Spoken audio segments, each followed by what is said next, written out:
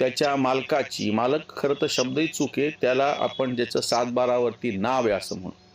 त्याला फक्त भांडता येतं ते त्या जमिनीला मिळणारा जो मोबदला आहे त्याच्या संदर्भात. ह्याच्याशिवाय कुठलाही प्रकल्प आजतागायत हे जे भंपकपणा करून आता बोलायला लागलेत, की ज्या गावाचं ह्यांनी बातम्या दिलेल्या आहेत. माझ्या परभणी जवळचं गाव आहे सहजपूर म्हणून, जवळा म्हणून, सहजापूर जवळा म्हणून. या सगळ्या भागामध्ये कृषी विद्यापीठासाठी म्हणून एकेकाळी शेकडो एकर जमीन शासनाने अधिग्रहित केली. आज त्याच्यातली 65% जमीन पडीत आहे, हे शासनाने दिलेला अहवाल सांगतोय. हे सगळं नेहरूच्या समाजवादी धोरणाचं पाप आहे. इंदिरा गांधींच्या समाजवादी धोरणाचं पाप आहे. राजीव गांधी त्याच्यानंतर सोनिया गांधी ह्या सगळ्यांनी ह्या पापामध्ये भर घातलेली आहे. त्यावेळेस हे आंदोलनकर्ते कुठं गेले होते, कुठं झोपले होते, जे आज भंपकपणा करतायत.